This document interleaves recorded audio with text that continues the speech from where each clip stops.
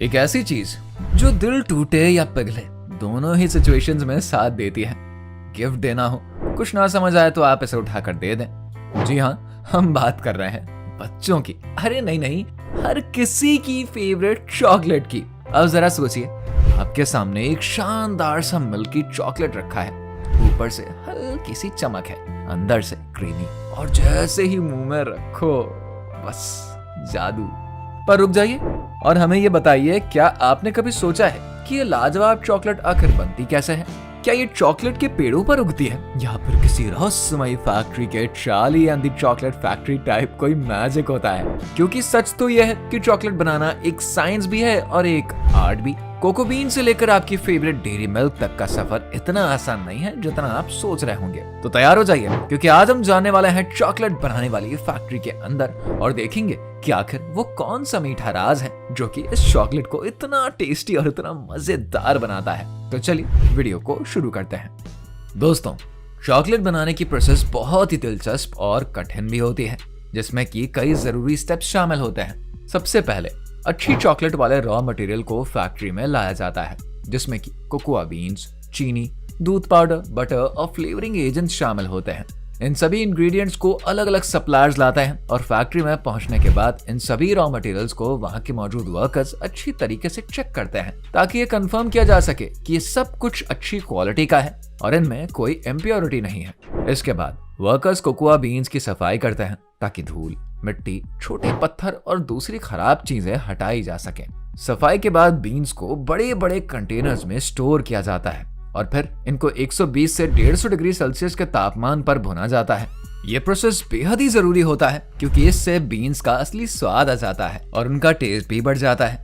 जब बीन्स पूरी तरीके से भुन जाती हैं, तब वे अपना रंग बदल लेते हैं। इसके बाद इन्हें एक बड़ी सी मशीन की मदद से क्रश किया जाता है, जिससे कि इनके छिलके अलग हो जाते हैं।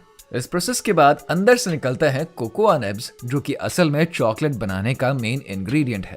अब इन कोकोआ निब्स को कन्वेयर बेल्ट की मदद से एक बड़ी सी हाइड्रोलिक ग्राइंडिंग मशीन में डालते हैं, जहां पर कि एक गाढ़ा सा पेस्ट तैयार होता है, जिसे कि कोकोआ लिकर कहते हैं।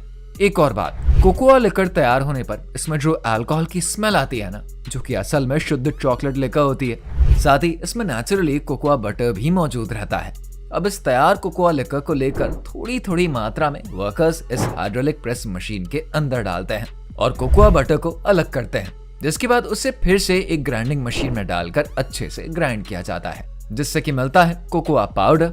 अब वर्कर्स इस कोकोआ पाउडर में चीनी, दूध पाउडर और बटर को डालकर अच्छे से मशीन की मदद से मिक्स करते हैं, ताकि चॉकलेट का सही स्वाद और टेक्सचर तैयार किया जा सके। इसके बाद इस मिक्सचर को बहुत ही बारीक पीसकर एकदम स्मूथ बनाया जाता है, ताकि चॉकलेट की बनावट रेशमी और सिल्की हो जाए। इसके बाद चॉकलेट को ठंडा किया जाता है, पर इसे सीधे तरह से ठंडा नहीं किया जाता है, बल्कि इसे टैम्परिंग से गुजारते हैं। जी हाँ, टैम्परिंग के दौरान चॉकलेट को पहले 45 डिग्री सेल्सियस तक गर्म किया जाता है, फिर 27 डिग्री सेल्सियस तक ठंडा। साथ ही आपकी जानकारी के लिए बता दें, ये प्रोसेस इसलिए करी जाती है ताकि चॉकलेट का टेक्सचर सही बना रहे और ये दिखने में चमकदार और स्मूथ लगे। टैम्परिंग से चॉकलेट कड़क और क्रिस्पी बनती है और जब इसे तोड़ा जाता है ना, तब ये एकदम साफ तरीके से ही टूटती है। टैम्परिंग के बाद चॉकलेट को मोल्डिंग प्रोसेस से गुजारते हैं, जिसमें कि वर्कर्स इसे पाइपिंग बैग में भरकर चॉकलेट बनाने के मोल्ड में डालते हैं और ये मोल्ड एक वाइब्रेटिंग मशीन के ऊपर रखा होता है, जो कि लगातार वाइब्रेट करती ही रहती है, जिससे कि चॉकलेट में कोई एयर पॉकेट्स ना बने। इसके बाद चॉकलेट को ठंडा करके रेफ्रिजरेशन के लिए डाला जाता है और ये करीब आधे घंटे का प्रोसेस होता है। और अब आप देख सकते हैं कि ये पूरी तरीके से हार्ड हो गई है और अपनी शेप को पकड़ चुकी है। जब चॉकलेट पूरी तरीके से ठंडी हो जाती है, तब इसे कन्वेयर बेल्ट की मदद से पैकेजिंग यूनिट में ले जाया जाता है, जिसमें कि चॉकलेट को वर्कर्स एल्यूमिनियम फॉइल में लपेटते हैं, ताकि वो लंबे समय तक फ्रेश बनी रहे।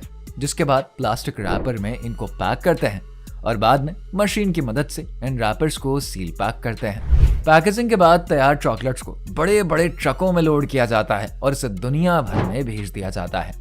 कुछ चॉकलेट्स सीधा सुपरमार्केट्स में पहुंचाई जाती है, जबकि कुछ ऑनलाइन स्टोर्स के जरिए बेची जाती है, ताकि कस्टमर्स उन्हें घर बैठे ही मंगवा सके। हर प्रोसेस में हर स्टेप का अपना ही अलग महत्व होता है और हर स्टेप चॉकलेट के स्वाद, उसके बनावट और क्वालिटी को बेहतर बनाने में मदद करता है। चॉकलेट बनाने का ये पूरा प्रोसेस न केवल वैज्ञानिक तरीके से किया जाता है बल्कि इसमें आर्ट भी शामिल होती है, क्योंकि हर छोटी से छोटी चीज का ध्यान रखा जाता है ताकि चॉकलेट की क्वालिटी सबसे बेहतरीन रहे।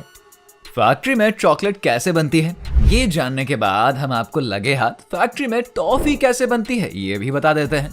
तो दोस्तों, टॉफी बनाने के लिए सबसे पहले कई तरह के इंग्रेडिएंट्स की जरूरत होती है, जैसे कि sugar, glucose syrup, butter, flavouring agents, food colours और साइट्रिक एसिड। और इन सभी रॉ मटेरियल्स को अलग अलग सप्लायर से फैक्ट्री में मंगवाया जाता है, जिसके बाद फैक्ट्री के वर्कर्स इन सब को अंदर ले जाते हैं, जिसके बाद शुरू होती है फैक्ट्री में टॉफी बनाने की प्रोसेस। इसके लिए सबसे पहले वर्कर्स सारे रॉ मटेरियल की अच्छे से क्वालिटी चेक करते हैं।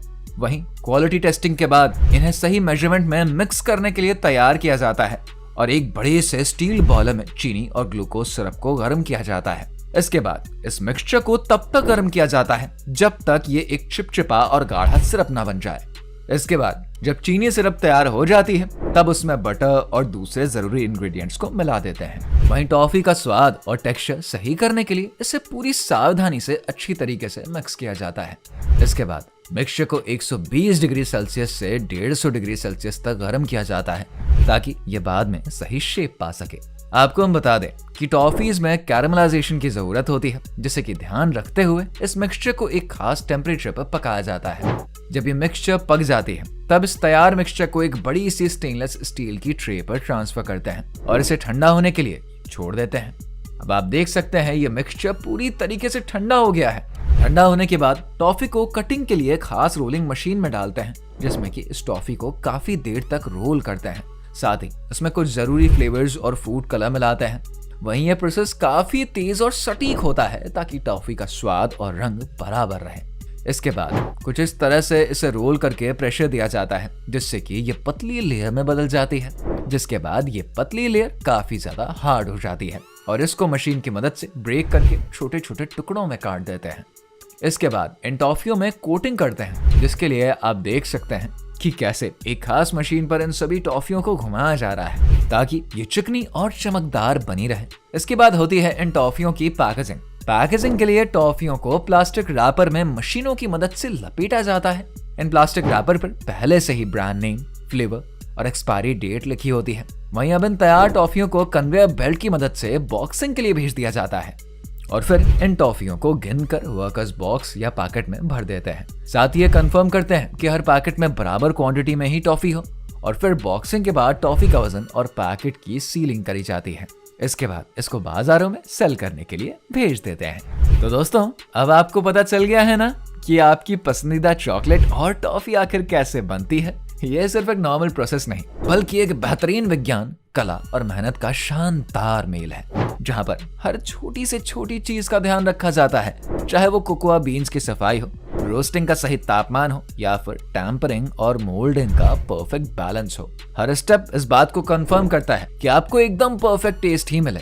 वैसे टॉफी और चॉकलेट में आपको क्या खाना पसंद है और आपकी फेवरेट चॉकलेट और टॉफी कौन सी है, हमें कमेंट करके जरूर बताइए। वीडियो पसंद आई है तो इसको लाइक और शेयर करिए, साथ ही चैनल को सब्सक्राइब करना बिल्कुल ना भूलिए। मिलते हैं अगली वीडियो में, तब तक के लिए bye bye. Thanks for watching.